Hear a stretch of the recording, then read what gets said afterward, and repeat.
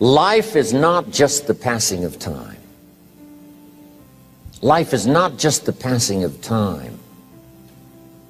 Life is a collection of experiences, their frequency,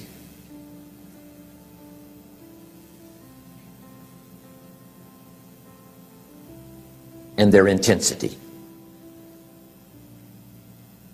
Life is not just watching the clock tick away.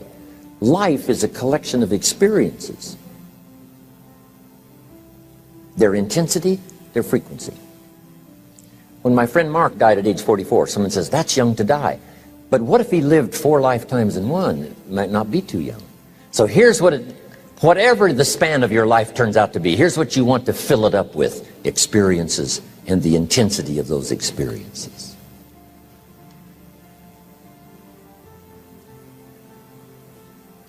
But now let's talk about the management of time. Here's one of the best ones. We covered earlier. When should you start building this hotel? Answer: as soon as you have it finished. Now jot this one down on time management. When should you start the day? As soon as you have it finished. Plan the day the best you can, leaving plenty of room for improvising and surprises and all the stuff that happens during the course of the day. But if you've planned a good, productive day, now you start that day, you can't believe how much more valuable your time will be. Don't start the day until you have it finished. Now here's the next one. Don't start the week until you've had it finished. Now to lay out a week is a pretty good challenge. Next, don't start the month until you have it finished. The places to go and the people to see and the productivity and the sales and the customers and the development and all the rest of what you want to accomplish during the course of 30 days. Don't start the month till it's finished.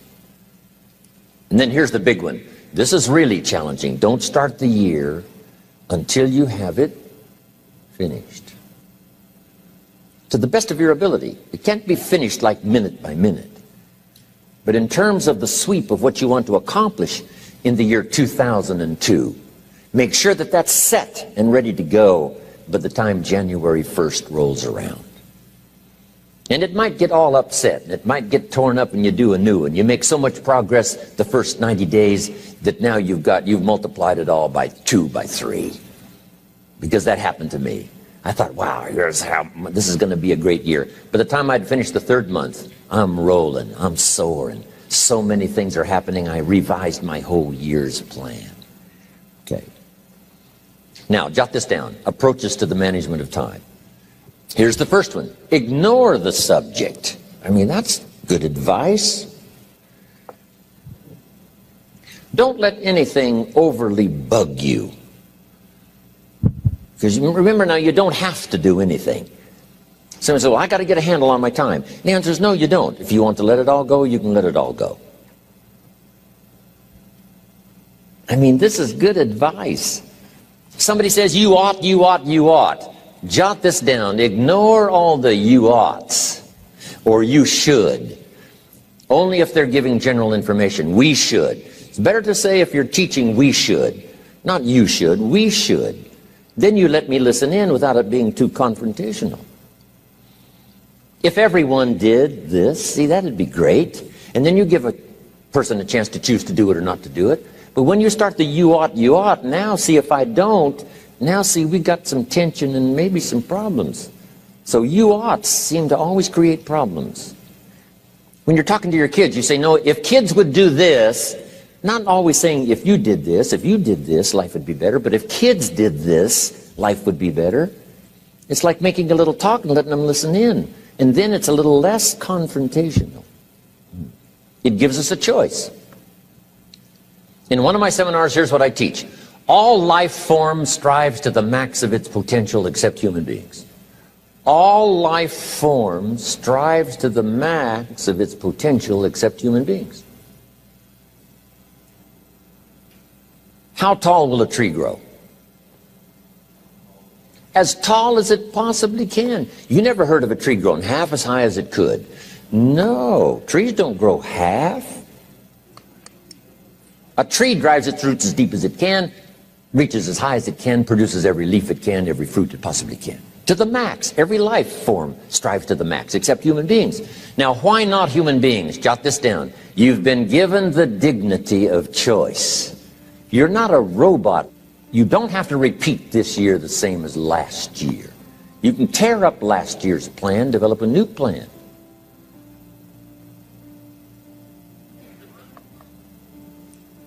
So, the dignity of being a human being. Now, here's the choice on being a human being. To be part of all we were meant to be, or to be all. To strive for all, or half, or part, or some. The choice is up to you. To develop one skill or 10 skills.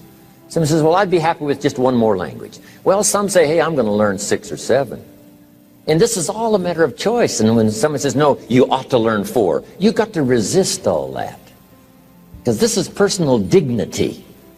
And you don't want to destroy someone's dignity by doing all the oughts, and they feel reluctant to do it. Now we've got problems.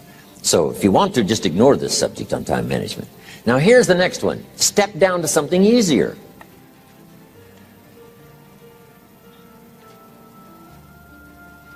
The guy's in sales, and he says, oh, I want to own the company. Finally owns the company. Now he's got no time to play golf. He said, when I was in sales, I was making big money playing golf 3 days a week.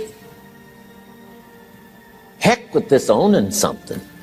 Heck with managing. My life was never my own after I started to manage. I'm going back to sales. See, this is the key.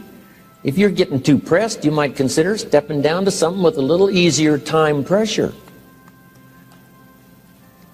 Little girl says to her mother, Daddy comes home, brings his briefcase and pats me on the head and says hello, disappears and works on his papers. How come my daddy doesn't play with me? And her mother said, look, your daddy loves you very much, but he's so busy at work, he can't get it all done, he has to bring it home. He loves you, but that's why he can't play with you. And the little girl said, why don't they just put him in a slower group? So, jot this down now. If you don't have time for your kids, you might consider joining a slower group. Remember when I said some things I went for cost me too much? So reconsider. Next key to time management. And that's work longer and harder. But see, there's a limit to that.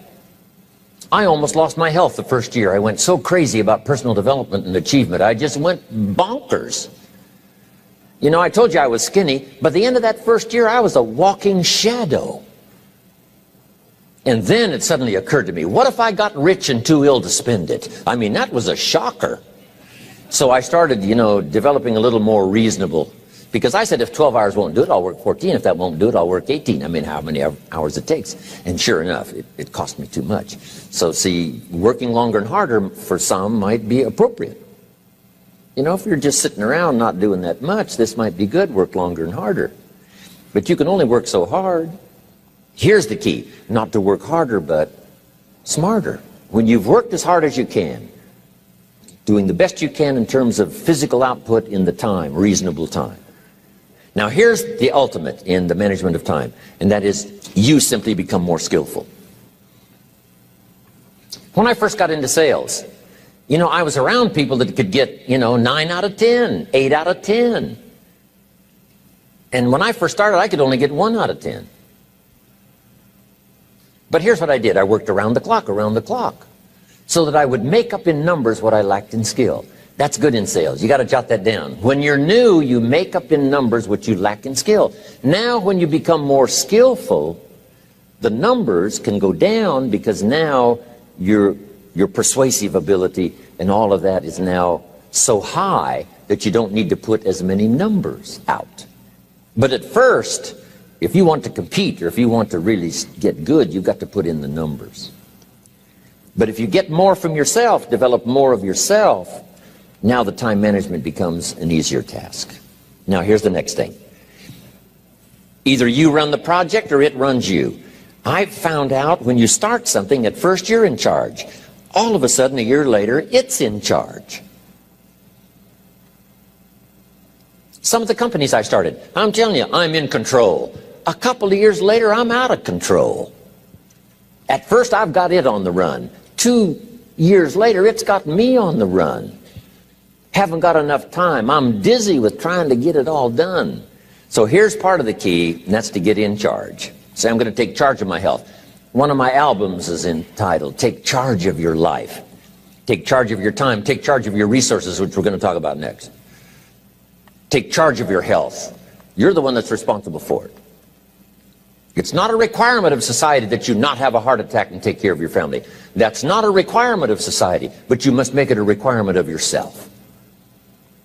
Society doesn't require that you build a financial wall around your family nothing can get through. That's not a requirement of society.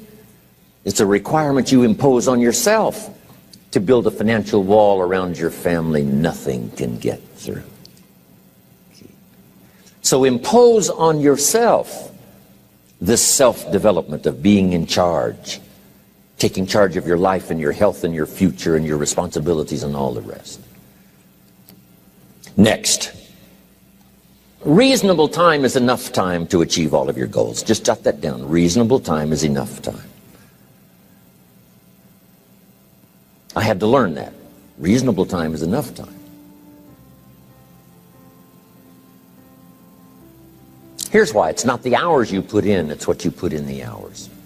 If you start depositing greater ideas into the hours you've got later than now, I'm telling you, later you can't believe the productivity that will flow. The ideas you can't think of now, a year from now, they'll start to flow. And when you deposit those ideas in the hours you've got, productivity multiplies by 2, 3, 5, 10. Next, time management essential. We've already covered the first one, a written set of goals. And then do priorities on your goals. What's important this week? What's important this month? Here's the next one. Often review. Just go over your goals to make sure that your list is working for you. It's got you inspired. It's got you turned on.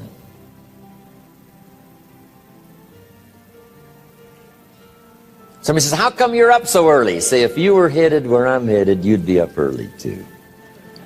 Wow. If you were going to meet who I'm going to meet, you'd be up early. If it was going to stack up for you like it's stacking up for me, you'd be getting up early. Here's some more time management essentials. Learn to study what we call majors and minors. You pick up the phone.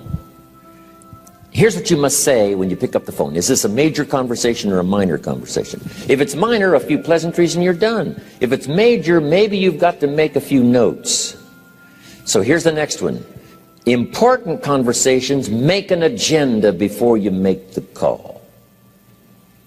Just jot down a little agenda. It's so easy now to just talk out of your head. Did you ever hear a conversation end like this? Let's see, there was something else. See, you don't look that swift. I can't think of it right now. I'll call you back. See, you look a little incompetent. Let's see, there was something. It escapes me right now. Really? So have you got this now? Make an agenda before you make a call if it's an important call. Now later that saves you all kinds of stuff. You call John in, the salesman, say, John, remember those 4 things we went over? He said, no, we didn't talk about that. And then you pull out your daytime or whatever, and there's the list you made when you made the call. He said, oh yes, seems like I do remember. And you've got him with your list. If it's just, salespeople especially can talk you out of what's in your head. It's true. No, we didn't talk about that. And if you don't have a little proof, I'm telling you, it's gone. So make an agenda before you make a call. So what's major, what's minor? Now here's the key on this. Don't major in minor things. If you take up major time to do minor things, I'm telling you, you'll be behind the curve constantly. Here's what we learn in sales training. What's major time and what's minor time? Here's minor time, thinking about prospects. Here's minor time, making lists of prospects. Here's minor time, keeping books on prospects. Here's minor time, going to see the prospect. Here's minor time, evaluating the prospect after you've been there. That's all minor time. Here's major time, in the presence of the prospect. That's major time. And if you took a look, if you're in sales and you took a look at a week, you'd say, my gosh, I'm spending 90% of my time on the minor stuff and so little time on the major stuff in the presence of. How many hours in the presence of in my day? How many hours in the presence of during my sales week? Because the time that really counts is in the presence of the prospect. Majors and minors. Here's another key time management essential. Don't mistake movement for achievement. It's easy to get faked out by being busy. Guy comes home at night all exhausted, falls in the chair and says, oh, I've been going. Here's the big question. Doing what? It's not the going. Some people are going, and they're doing figure eights. I mean, their progress is small. So don't mistake movement for achievement. Here's another one in sales we learned. Don't mistake courtesy for consent. If somebody's pleasant and they nod, you say, oh, they're going to buy. No, they're courteous. You can't mistake courtesy for consent.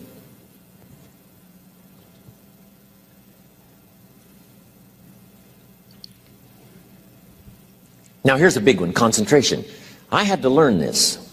All those years ago, I'm in the shower trying to compose a letter. Found it turns out to be a strange letter. So here's what I learned to do. Save the work till you get to the office. Save the work till you get to the work. Don't try to get to the office on the way to work. On the way to work, enjoy the way. In the shower, enjoy the shower. Then go to work when you get to work. I found this to be helpful. Concentration. Here's another big one. Learn to say no. I'm telling you, in such a social society we have now, it's so easy to try to be a nice person, saying yes, yes, yes to everything. Find yourself overloaded. Now you got to call and make the, well, gosh, you know, all the time it takes to back out of something that you said yes to too quickly. Here's what might be better. I don't think so, but if that changes, I'll call you. Little things you can use not to overcommit yourself. My friend Ron Reynolds says, don't let your mouth overload your back. It's a good one. Now here's a big one on time management. When you work, work. When you play, play. Don't mix the two. Don't work at play. I used to take my family to the beach and I would bring my briefcase.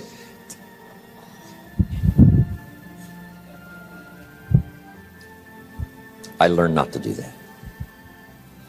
Or at the beach, I'm saying I should be at the office. I should be at the office. Now my family's upset because I'm at the beach and I'm thinking office, office, office. Now when I'm at the office, I'm thinking what? I got to get my family to the beach, the beach, the beach. So things are not going too well at the office because I'm thinking beach, and things are not going too well at the beach because I'm thinking office. Here's what I learned to do. At the beach, be at the beach. At the office, be at the office. When you work, work. When you play, play. Don't mix the two. Don't work at play. Now here's one of the most important ones. Don't play at work. Work is too serious. You don't want the reputation of being the office joker. It's not a good one. Yes, there's time for some pleasant stories. Yes, there's time for a little humor. Yes, best if it's a happy office, of course. But I'm telling you, you got to be serious about work because you're parting with a piece of your life for the work you do. Your work costs you a piece of your life. Here's what it's called. Serious business. Not grim, not unhappy, but serious. Key. Don't play at work. The old expression, I don't think we use it anymore, horse around at the office. Play around, play jokes, play tricks. No place, not at the workplace. At the beach, yes. At the bar, yes. Somewhere else, not work. You've got to treat work with all due conservative passion because it's leading you to your future. Here's another key phrase. All work is good. You may not like your job, but if it's the stepping stones to get you to where you want to, to go, you got to appreciate your job. You don't have to have a passion for your job. Here's the ultimate passion, a passion for incredible success in every department of my life. That's the passion. But don't look down on some menial job you have to do to finally get you to where you want to go. No job is menial. No job is not, every job is noble. Training life for pay, making a contribution to society. Next, analyze how you are. And if you have some weaknesses, if you can't, doesn't seem like you can change, here's the key, get it covered. I used to keep promising myself I'd keep the books, keep the books, keep the books. Finally, I gave that up. And back then, it only took me an extra 50, 60 bucks a month for some accountant to keep the books. I said, no, I'm going to save the 50 bucks. You can't believe what I started losing in productivity because I tried to save the 50 bucks. So the key is, a lot of the time you can stay like you are, but just make sure you get it covered. Okay. Next, beware of the telephone and all other systems of communication, especially the telephone at home and systems of communication at home. And here's one of the best lines I've got for you for the weekend. Let all communication systems serve you, but don't let them intrude. When it comes time to have dinner with your family, you shut off all systems, unless the ones that can take messages silently. Don't let the phone ring. Don't let anybody intrude, come through the front door nor the back door, nor through the telephone or any other device. So you can't reach John and his family when he's having dinner. The President of the United States couldn't get through. If you develop that kind of a reputation, father, mother, when we have dinner, when we're visiting and have this time with our family, nothing intrudes. So don't let these clever little devices keep intruding. You've got to have a place that's sacrosanct, it's valuable. You don't let anything in for that period of time. Okay. Isn't that good advice? Excellent advice. Here's the next one. Read all the books. You know, I've only got a few notes here on time management, but if you've got some particular challenges, you run a big organization, a big corporation, you've got some challenges, there's plenty of books. Now, here's what's next. Just be more alert to the things that might be stealing your time. Here's why. Time is like capital.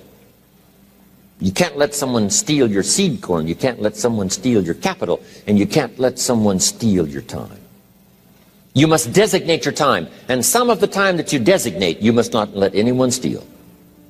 Casual time, you might let someone intrude and steal a little bit and take a little bit, but not serious time.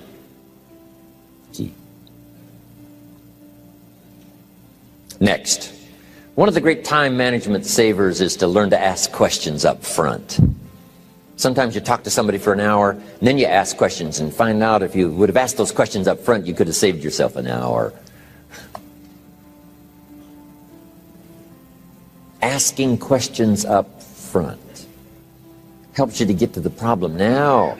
But if you just launch into some discourse, you might waste 30 minutes, waste an hour, when here's what you should have been talking about. After you finished an hour, you say, John, what's really the problem? He said, well, it's something personal. See, that's what you should have been talking about this whole hour. Key. Next, learn to think on paper. Now we're going to take a break. Some ways to think on paper. One, we've covered one. Solving problems. Take it out of your head and put it on paper. Another one is setting goals. Making these lists we've already started. Here's another good way to think on paper. It's a projects book. Each person you're working with and each project you're working on, get a loose leaf binder and a tab and some pieces of paper behind the tab and do a little continual summary of how it's going between you and that person and between you and that project.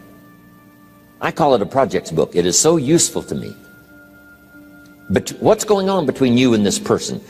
When you last got together, what did you talk about? And you got a few notes there. Here's what we talked about the last time we got together. Now when you get together again, you can review that so you'll know better what to talk about.